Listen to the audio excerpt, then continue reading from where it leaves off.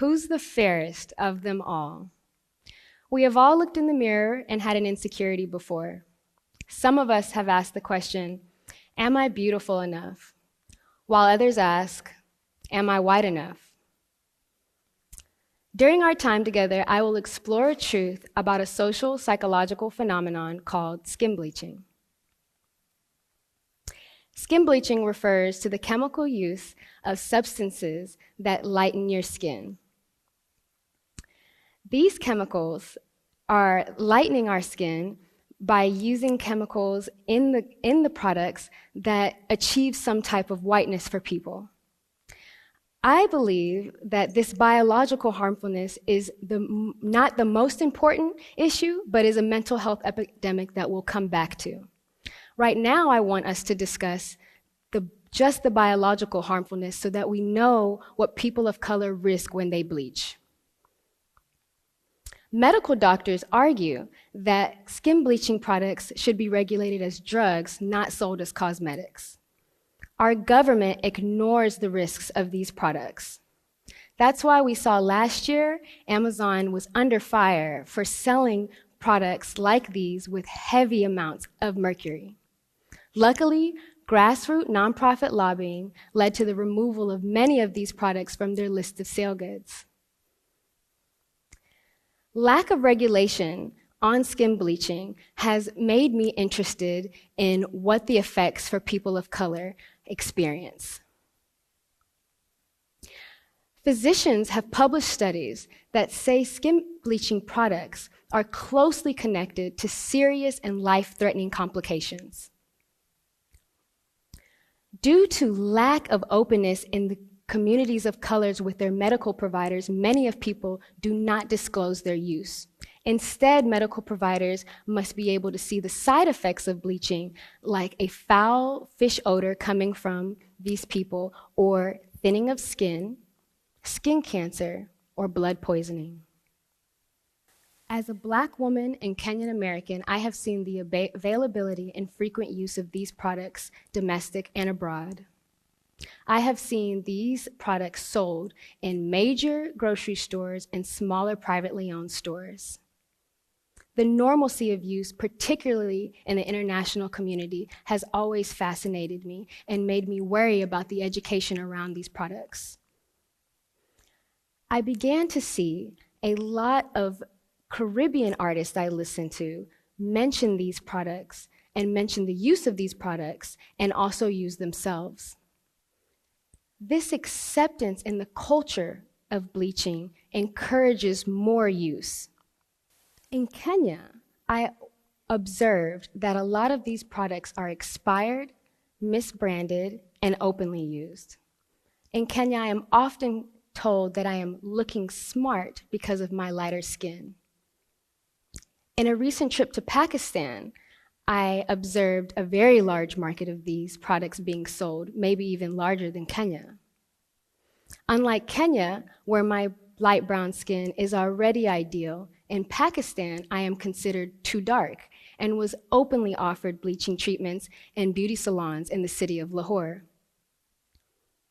These experiences fueled my interest in asking cognitive peers from Asian, Latinx, and other African backgrounds what skin bleaching was. Many of these people that I asked were very familiar with these products. Some admitted to knowing people who used, and many admitted to using themselves. I will begin my discussion on the idolization of whiteness with a very common phrase. White is right. That's right. White is right. This tiny phrase helps us understand how the institutionalized influence of whiteness is problematic to people who are not white. Ideas invoked by phrases like white is right make people of color think that achieving whiteness will help them succeed better at almost anything. History tells us that skin bleaching practices can be dated before the enslavement of Africans and traced back to the Elizabethan era of powder and paint used to attain social status reserved for whites. Sociologists help us understand that this social status is systematically honors whites over people of color. This racial structure is unhealthy for people of color. Systematic privileges are extended to those who are even only white passing. It has nothing to do with genetics. There are people of color who pass as white and therefore experience white privileges. This sometimes extends to people of color with lighter complexions. I, as a light-skinned Black woman, experience more privilege than people of color darker than me. We must analyze racial structures and how they affect the experience of people of color in our society. We have to also understand how racial structures contribute and maintain racial privilege in our society. We need to understand this so that we can begin to understand why any person, family, community, or country of color would begin to idolize whiteness, and why some are so motivated by this way of thinking that they would bleach their skin to achieve some version of it. I will give you 3 ways I have identified whiteness being idolized. Christianity has been used as a tool to teach idolized whiteness. Christianity has also been used as a tool for colonial conquest. One of the first images of idolized whiteness I saw people who look like me worship was white Jesus. Let's be clear, white Jesus is inaccurate. He was not a blue-eyed, blonde-haired white man. That image is not geographically accurate or historically accurate. But this idea that him being white is close to godliness or close to being Christ-like is very problematic for people of color and how they internalize these images. Social mobility and status is also closely associated with whiteness. The idea that being closer to whiteness here in the United States is closely seen when we look at elite Black institutions. They have constantly over the years pushed lighter Black people in places of power in these institutions for the belief that the lighter would be most easily accepted. This is only a small example of the evolution of skin tone inter- and intergroup preferences. Beauty and femininity is very closely associated to whiteness. The belief that European features are the epitome of beauty is often forced on people of color. Stereotypical caricatures like the mammy and the sapphire have pushed these notions that womanliness is connected to whiteness. You have to understand that mammy, for those of you unfamiliar, is a caricature that depicts a Black woman as an overweight, grinning, and just all around unattractive Black woman, while sapphire is depicted as an angry, emasculating, and intimidating Black woman. Both of these caricatures fuel anti-Black prejudice and prevent people of color, especially Black people in this circumstance, from achieving their own definitions of beauty and femininity. People of color internalize these racist messages and regurgitate them in different ways. It is important for us to focus on the idolization of whiteness and the creation of a person of color self-concept. It is also important that we focus on the internalization of racism and the person of color's self-concept construction. White supremacy is a racialized social system that became global after, as far as we can see, the European reach. White supremacy, past and present, affects the mental health of people of color. Residuals of white dominance are expressed in numerous ways. I believe skin bleaching is a vestige of white supremacy.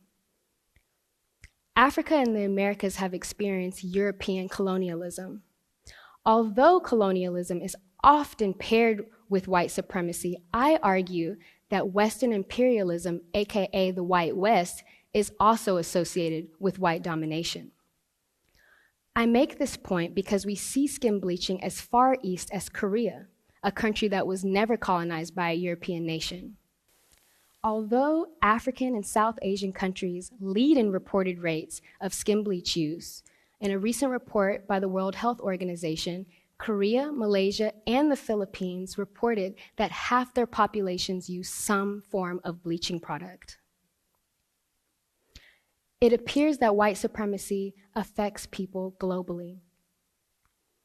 This influence is connected to the use of products, and we do think that there is a connection between using these products and a person of color's self-worth.